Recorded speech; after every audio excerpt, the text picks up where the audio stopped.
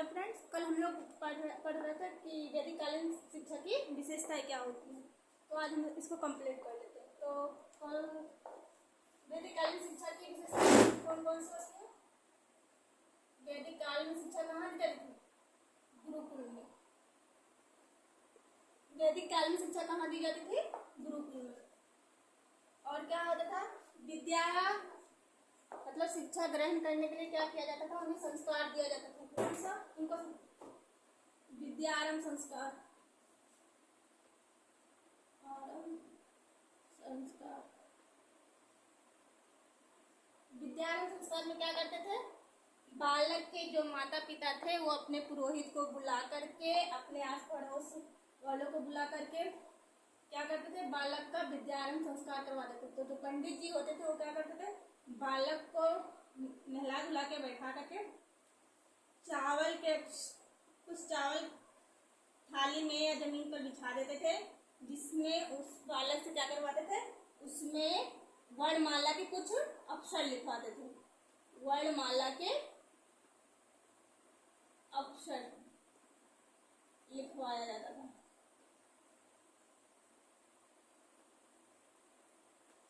किससे लिखवाया जाता था? बालक से। ठीक। तो विद्यारंभ संस्कार में क्या होता था कि पंडित जी बालक को क्या करते थे?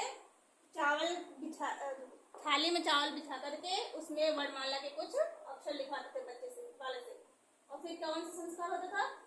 उपनयन संस्कार। ये संस्कार कब होता था? विद्यारंभ संस्कार। ये संस्कार होता था जब बालक 5 वर्ष की आयु में होता है। जब बालक 5 वर्ष का हो जाता था तो उसका कौन सा संस्कार होता था? विद्या आरंभ संस्कार। फिर आता है उपनयन संस्कार। उपनयन संस्कार ये कब होता था? ये होता था 8 वर्ष की आयु में। 8 वर्ष की आयु में। ठीक है। उपनयन का मतलब क्या होता है? समीप ले जाना। समीप ले जाना। तो किसके समीप ले जाना? हम बालक को शिक्षा देंगे तो किसके समीप लेके जाएंगे? हमें बालक को शिक्षा ग्रहण करवाने होगी तो किसके समीप ले जाएंगे? गुरु के समीप ले जाएंगे। तो गुरु शिक्षा कहाँ देते थे? गुरुकुल में देते थे। तो यहाँ पर बालक को कहाँ ले जाया जाता था? गुरुकुल में, गुरु के पास। गुरु के पास ले जाया जाता था। वहां पर बालक को क्या कराया जाता था? उपनयन संस्कार कराया जाता था। बालक के घर के जो वस्त्र थे उसे उतरवा कर फिर उन्हें ब्रह्मचर्य के वस्त्र पहनाए जाते थे। ब्रह्मचर्य के वस्त्र पहनाए जाते थे, जिसे हम क्या कहते हैं? जिसे हम मेखला कहते हैं। क्या कहते हैं इस वस्त्र को? मेखला धारण कराया जाता था। सबसे पहले क्या करते थे?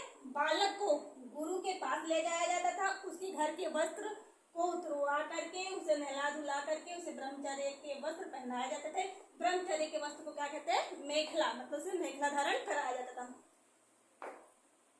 फिर उसे मंत्रों का उच्चारण कराया जाता था। बालक से मंत्रों का उच्चारण करवाया जाता था।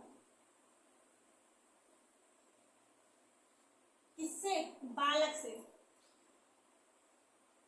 बालक से क्या कराया जाता था? मंत्रों का उच्चारण कराया जाता था। ठीक है। उसके बाद उसे यज्ञ के पास ले जाया जाता था। यज्ञ के पास लेकर जाते थे। वहां पर उसे जनेऊ धारण कराया जाता था। क्या कराया जाता था? जनेऊ। जनेऊ धारण करके गुरु क्या करता था?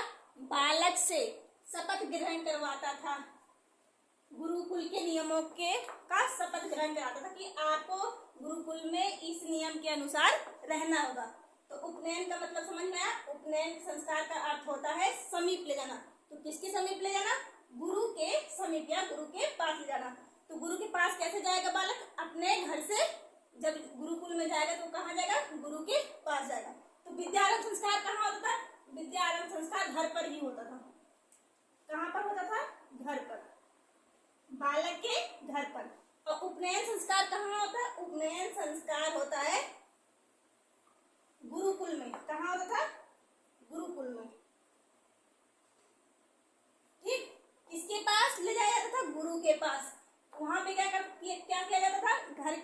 वस्त्र पहन कर आया होता था उसे निकलवा कर उसे ब्रह्मचर्य के वस्त्र पहनाया जाता था, जिसे हम क्या कहते हैं कि उसे मेखला धारण करवाया जाता था। फिर उसे मंत्रों का उच्चारण कराया जाता था, किसको? बालक को। ठीक, यज्ञ, फिर उसको यज्ञ के पास ले जाकर के उसे जनेऊ धारण कराया जाता था। और गुरु क्या करता था, उसे बालक को गुरुकुल के जो नियम होते थे उनका शपथ ग्रहण करवाता था कि आपको इस नियम के अनुसार गुरुकुल में रहना है। तो इस प्रकार से उपनयन संस्कार में बालक का प्रवेश होता है। यहाँ पे देख लेते हैं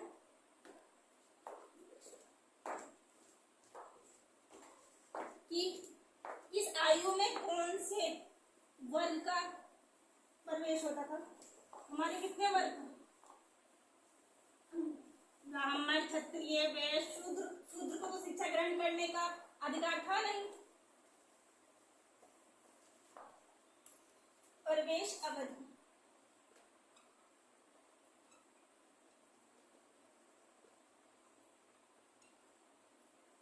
प्रवेश अवधि, कहाँ प्रवेश करना है? गुरुकुल में।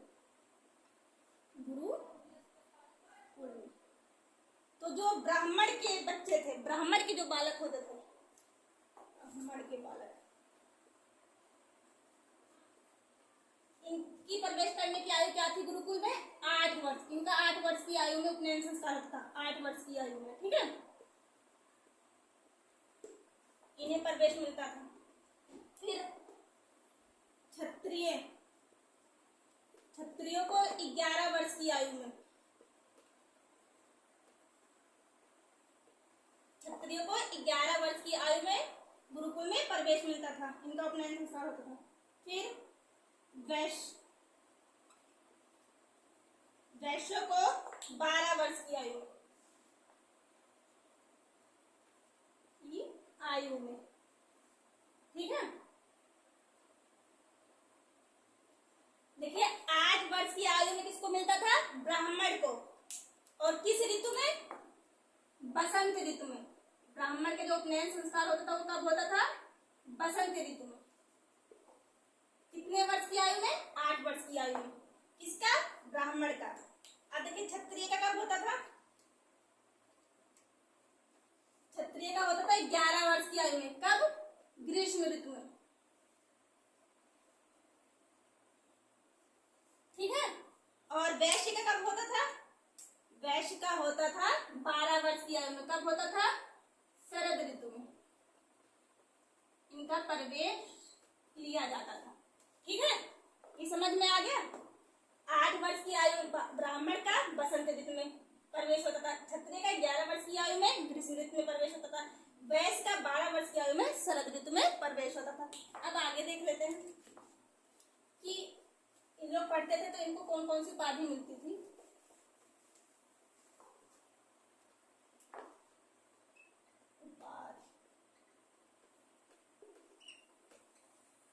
जब बालक 12 वर्ष तक शिक्षा ग्रहण कर लेता था, 12 वर्ष तक, ठीक है, तो उसे क्या कहते थे?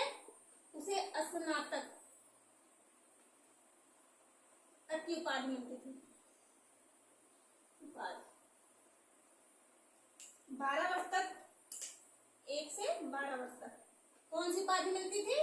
उसे स्नातक की उपाधि मिलती थी। फिर जब वो 12 से 24 वर्ष शिक्षा ग्रहण कर लेता था तो उसे कौन सी उपाधि मिलती थी?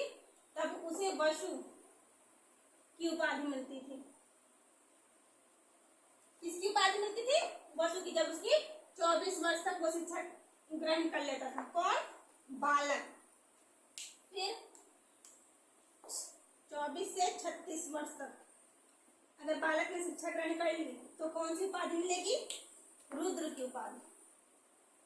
रुद्र की उपाधि।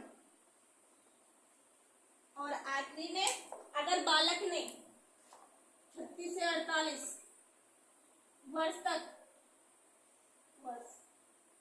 शिक्षा ग्रहण कर ली तो उसे कौन सी उपाधि मिलेगी? आदित्य। हमारे 4 वेद होते हैं तो 12-12 करके चारों का हमें क्या मिलता है? क्या कह जाता है? हम शिक्षा उसकी चारों वेदों की शिक्षा को हम ग्रहण करते हैं। तो 12 से 1 से 12 वर्ष तक अगर शिक्षा ग्रहण किया गया हो तो उसको क्या कहेंगे? उसे हम स्नातक की उपाधि कहेंगे।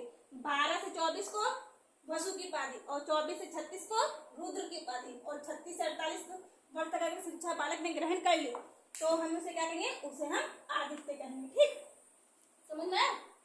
उपाधि में दिया जाएगा कि 1 से 12 वर्ष तक के बच्चों को क्या कहेंगे, स्नातक की उपाधि देंगे। 12 से 24 वसु की उपाधि और 24 से 36 वर्ष की अगर शिक्षा ग्रहण कर ली तो रुद्र की उपाधि और 36 से 48 वर्ष की शिक्षा ग्रहण कर ली तो आदित्य। ये हो गए गुरुकुल। अब देख लेते समापवर्तन संस्कार। उपनयन संस्कार हो गया, समापवर्तन संस्कार। समापवर्तन संस्कार, समापवर्तन संस्कार में क्या किया जाता है कि जो बालक के गुरु होते हैं वो समापवर्तन संस्कार करवाते थे बालक का। बालक को जैसे हम लोग फेयरवेल पार्टी मनाते हैं ना, फेयरवेल पार्टी रखते हैं लास्ट में, तो हमारे टीचर्स आके हमें क्या करते हैं, हमें मोटिवेट करते हैं, हमारे फ्यूचर के लिए हमें मोटिवेट करते हैं कि हमें भविष्य में क्या करना है, हमें अच्छी अच्छी चीजें बताते हैं। तो उसी तरह समापवर्तन संस्कार होता था कि बालक के भविष्य के लिए एक गुरु उन्हें प्रेरणा देता था, उनको उससे अवगत कराता था कि आपको भविष्य में क्या क्या करना है। ये हो गया समापवर्तन संस्कार। अब देखते हैं गुरु और शिष्य का संबंध। गुरु और शिष्य का संबंध, गुरु और शिष्य का संबंध कैसा होता था वैदिक काल में? गुरु और शिष्य का संबंध होता था, गुरु का और शिष्य से संबंध क्या था, पिता तुल्य। शिष्य के लिए गुरु क्या होता था, शिष्य के लिए गुरु क्या होता था, पिता, और गुरु के लिए शिष्य क्या होता था, पुत्र। ठीक है, तो गुरु और शिष्य का संबंध क्या था, पिता तुल्य था। गुरु क्या करता था, शिष्य की जितनी भी, शिष्य से रिलेटेड जितनी भी उसकी व्यवस्था होती थी कौन करता था, गुरु। अगर शिष्य बीमार हो गया तो उसकी देखरेख कौन करेगा, गुरु करेगा। और गुरु की देखरेख कौन करता था, शिष्य करता था। उनके आसन का इंतजाम, उनके खाने पीने का इंतजाम कौन करता था, शिष्य करता था। और शिष्य की जो व्यवस्था थी उसका इंतजाम कौन करता था, गुरु करते थे।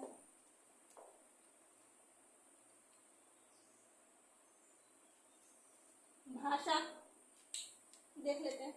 वैदिक काल में कौन सी भाषा यूज होती थी? वैदिक काल में भाषा का माध्यम क्या था, संस्कृत। किस भाषा में पढ़ाया जाता था, संस्कृत में। और क्या है,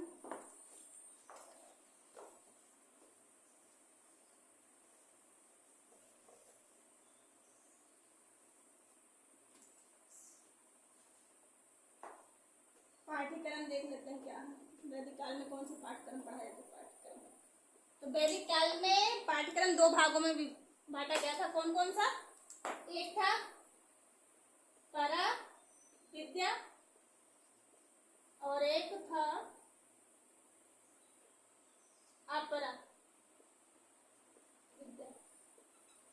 मतलब वैदिक काल में 2 विद्याएं पढ़ाई जाती थी। कौन कौन सी? परा विद्या पहली और दूसरी अपरा विद्या। परा का मतलब क्या होता है, इस लोक से परे, इस लोक से परे। और अपरा का मतलब क्या होता है, इस लोक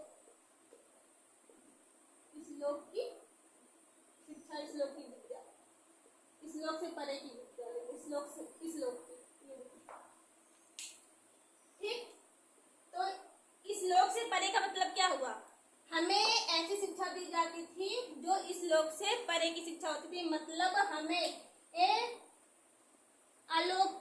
अलौकिक शिक्षा दी जाती थी, हमें अलौकिक शिक्षा दी जाती थी। हमें अध्यात्म के बारे में बताया जाता था, हमें वेद उपनिषद पढ़ाए जाते थे। और इसमें क्या किया जाता था, अपरा विद्या में हमें इस लोक की सांसारिक जो विद्या थी उसके बारे में पढ़ाया जाता था। हमें इसमें क्या किया जाता था, इसमें वेद उपनिषद पढ़ाए जाते थे। वेद उपनिषद पुराण, मतलब इसमें अध्यात्म के बारे में बताया जाता था कि हमें मोक्ष की प्राप्ति कैसे होगी। और इसमें हमें सांसारिक विद्या के बारे में बताया जाता था। तो इसमें हमें व्याकरण की शिक्षा दी जाती थी,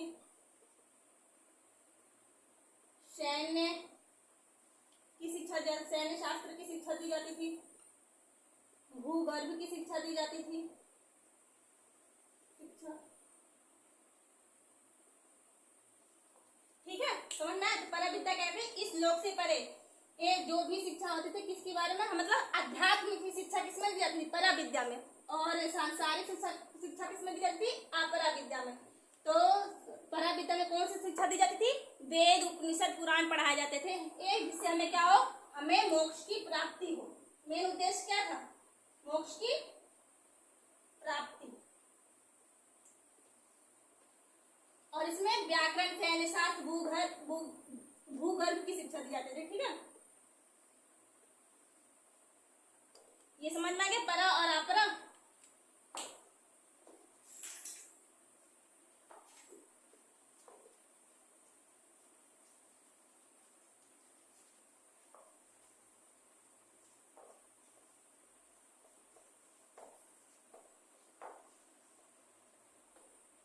अब देखते हैं शिक्षण विद्या कौन सी प्रयोग होती है। शिक्षण विद्या वैदिक काल में गुरु कौन सी विधि का प्रयोग करता था, कौन सी विधि से शिक्षण का कार्य करता था। गुरु क्या करता था, मौखिक रूप से शिक्षा देता था, मौखिक रूप से शिक्षा देता था। बच्चे क्या करते थे, बच्चे उसका अनुकरण करते थे, अनुकरण विधि, मौखिक विधि, अनुकरण विधि। और बच्चे क्या करते थे, जो गुरु बोलता था उसको क्या करते थे, अभ्यास करते थे। तो अभ्यास विधि, वाद विवाद करवाते थे गुरु बालकों को, वाद विवाद। मौखिक विधि में क्या करते थे, प्रवचन सुनाते थे, कहानी सुनाते थे, कथाएं, ठीक है। तो ये प्रवचन, कहानी, कथाएं सुना करके बच्चों की क्या, बच्चों को शिक्षा दी जाती थी। बच्चे, उनका छात्र जो थे उनका अनुकरण करते थे, उसका अभ्यास करते थे। बच्चों में वाद विवाद भी कराया जाता था वैदिककालीन शिक्षा में। ये समझ में आ गया।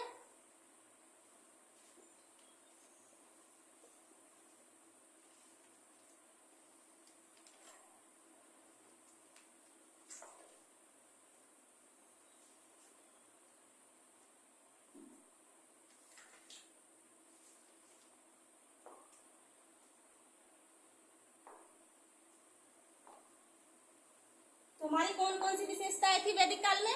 वैदिक काल में शिक्षा कहाँ दी जाती थी, गुरुकुल में दी जाती थी। फिर उनका क्या कराया जाता था, उनका संस्कार करवाया जाता था।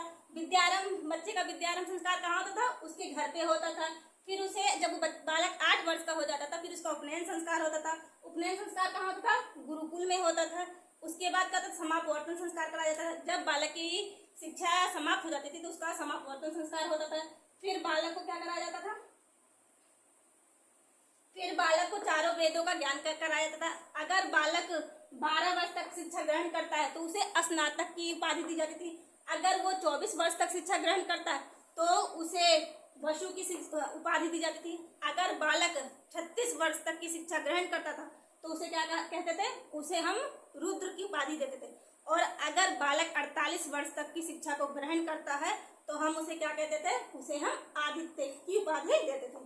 तो इस प्रकार से हमारा वैदिक कालीन शिक्षा जो था वो कंप्लीट हो गया है। अगर आप लोगों को सेशन अच्छा लगा होगा तो please do subscribe my channel. Thank you for watching. Bye bye.